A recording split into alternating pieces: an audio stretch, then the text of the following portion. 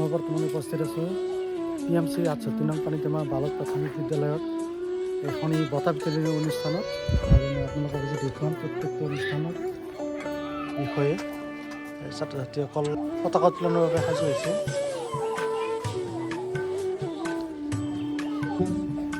Dhaka sir, লগতে আমাৰ কমলপুৰ শিক্ষাখণ্ডৰ BRC মহোদয় স্যাৰ, আমাৰ সম্মানীয় CMC মহোদয়, লগতে আমাৰ বিদ্যালয়ৰ লগত জড়িত বাইদেউসকল আৰু আমাৰ অভিভাৱকসকল, মোৰ মৰমৰ ছাত্ৰ ছাত্ৰীসকল, আজি আমাৰ এই বঁটা বিতৰণী কাৰ্যসূচীৰ সভাৰ প্ৰথম কাৰ্যসূচী হৈছে আমাৰ পতাকা উত্তোলন। আমি আমাৰ বিদ্যালয়ৰ পতাকাখন আজি ইয়াত উত্তোলন কৰিম, যিহেতু আমাৰ প্ৰথমতে পতাকাখন উত্তোলন কৰিবৰ কাৰণে আহ্বান জনাইছোঁ।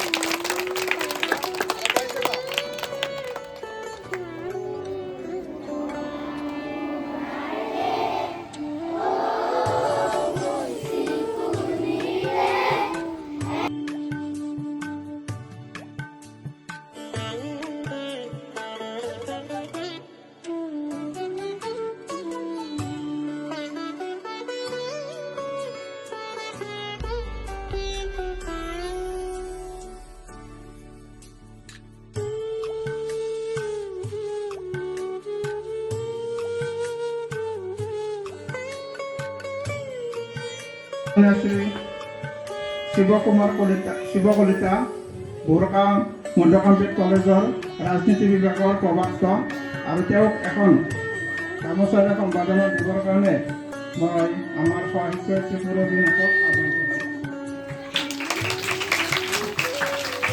কমলপুৰ শিক্ষাখণ্ডৰ BRC মহোদয়, আৰু তেওঁক আমাৰ বিদ্যালয়ৰ তৰফৰ পৰা এখন গামোচাৰে সম্বৰ্ধনা জনাব গীতাঞ্জলি বাইদেউ।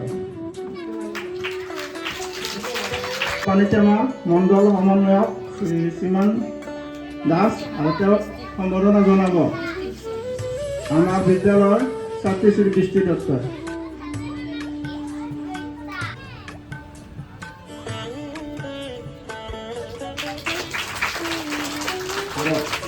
আজি সভাত উপস্থিত আছে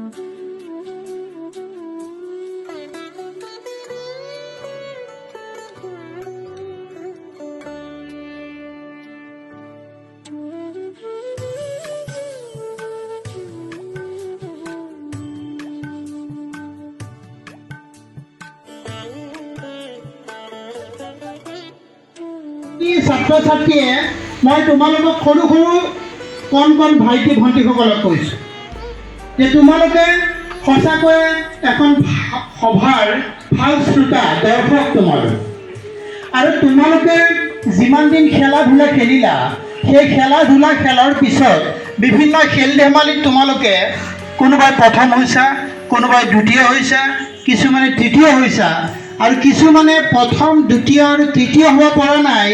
তাৰ মানে এইটো কথা নহয় যে মই মোৰ জীৱনৰ কিবা হেৰাইছোঁ নেকি, তেনে কথা নহয়।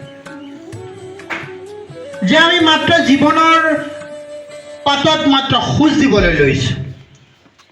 এই খোজ আমাৰ এটা নহয়, বাৰে বাৰে এই খোজ দি জীৱনক প্ৰতিনিধিত্ব কৰাৰ কাৰণে, জীৱনক সফল কৰাৰ কাৰণে আমি চেষ্টা অব্যাহত ৰাখিব লাগিব।